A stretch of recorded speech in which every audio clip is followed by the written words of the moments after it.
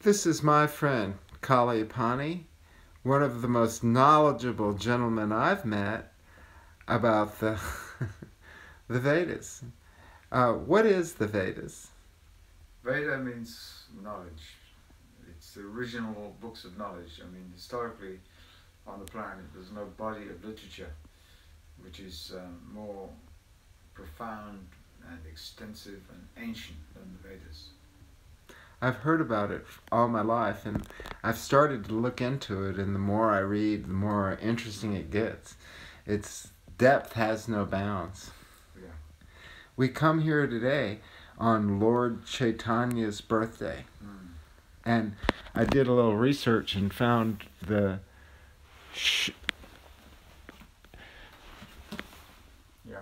Chaitonya, Charitamrita. I'm going to ask you to say these words because I don't know them. I slaughter them. Yeah. But what is that book? It's a story of his life? Yeah, it's the story of his life, which concentrates kind of 50-50 on his teachings, his philosophy. When I started to read it, I was taken by this particular book is him describing Krishna's abode. Yeah. I think it's chapter 23. Mm. And a part that interested me was him, because it is very much like I think. I'm studying all things, all knowledge. I'm just fascinated by anybody that has an interesting story to tell. Mm. And he discusses that as well. And he calls it the neti principle, Mm-hmm. that men are looking for the absolute truth, but they go back and forth, and they always will until they develop a personal relationship with Krishna. Mm. Is that your understanding? Yeah. Neti means, literally means not this, not this.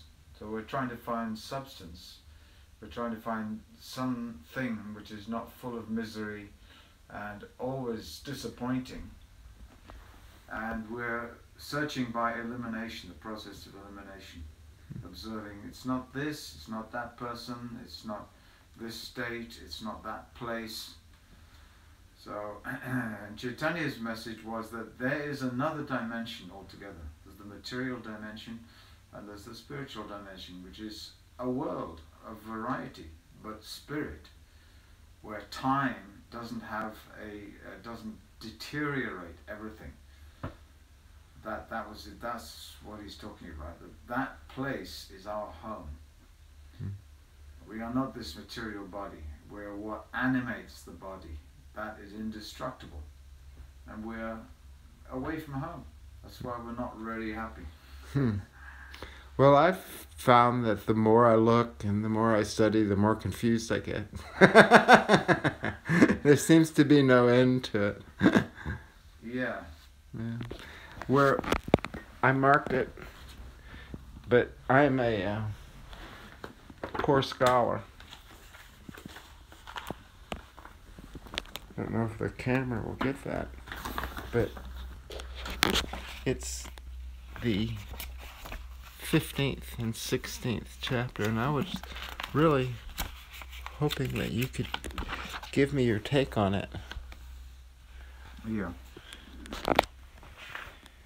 Are you referring to the Sanskrit or the English? Well, with the English, please. Or the package? Okay, it says, My Lord, you are unlimited. Even the predominating deities of the higher planetary systems, including Lord Brahma, cannot find your limitations. Nor can you yourself ascertain the limit of your qualities. Like atoms in the sky, there are multi-universes with 7 coverings, and these are rotating in due course of time. All the experts in Vedic understanding are searching for you by eliminating the material elements. In this way, searching and searching, they come to the conclusion that everything is complete in you. Thus, you are the resort of everything. This is the conclusion of all Vedic experts.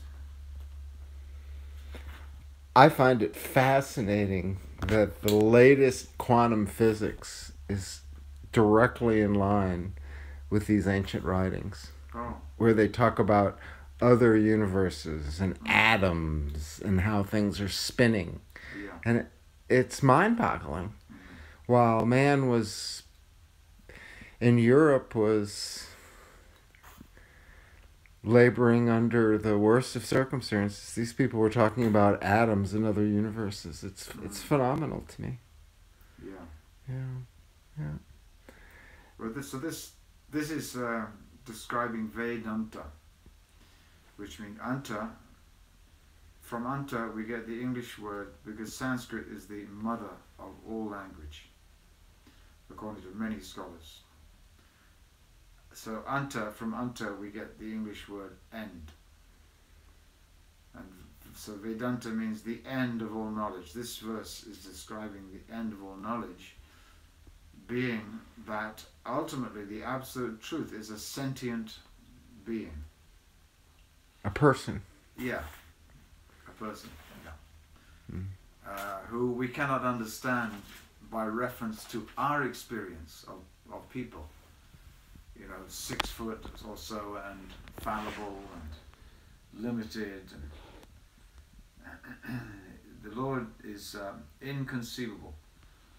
And so the conclusion of the Vedas is that just focus your attention on Him, because pleasing Him is like watering the root of the tree. That's the line in the Bhagavad Gita that interested me the most. Abandon all religion and just think of me. Yeah. I've been working with that one, because it seems like all religions get tangled up, and there's conflict and personalities, but there's something beyond it all. Yeah. I love the idea that there's a personality, someone you can hug and talk to and know that is beyond it all. Yeah. It supersedes all the things you can try to figure out, how this works, how that works. Yeah. What I'm gathering from this and you is that you study and you study and you study, but what you're going to find is it's Him. It's not what you know, it's who you know. I've never heard it put that way, but I like it. Yeah.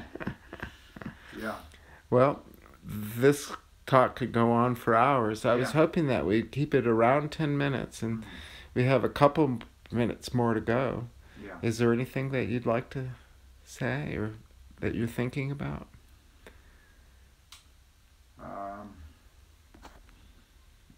No. Well, yes. I mean, yes. The thing I think about most, it's philosophical, that there are two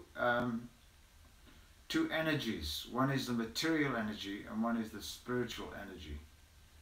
And for me, when I was 20, I kind of started thinking very seriously about this. What is spirit and what is matter? And I started to kind of perceive the presence and the relevance of spirit, and understand that actually I am spirit. This matter, which is now aging, and the memory's going.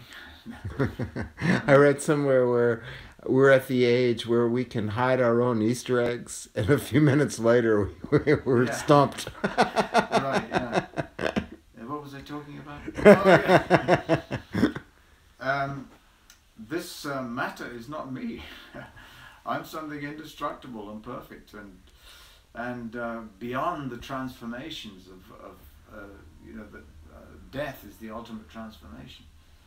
So that for me is the greatest solution to all the world, to racism, because we're not these different colors. Every living entity is spirit, and if we talk that up, then racism just, and so many other, the generation gap, the beliefs gap, they just subside. This is absolute truth, as far as I'm concerned, that we are each a spirit, We have the same Father. We are one family.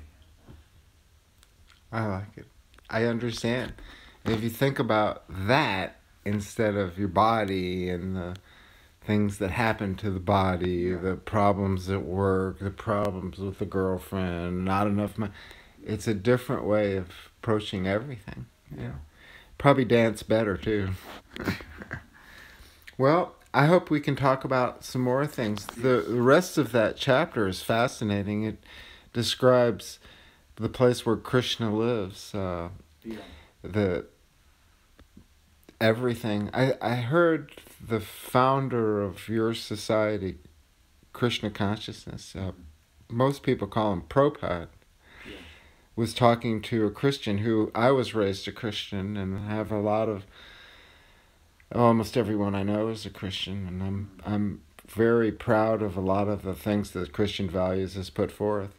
But he was talking to a Christian and he said that, well, I know God's name, what he looks like, his address, his personality, his friends' names. And I think that's one of the treasures, is that it describes where he lives and how he lives. And it's a huge and full of bliss. Yeah. We'll talk to you soon. Thank you. You're welcome.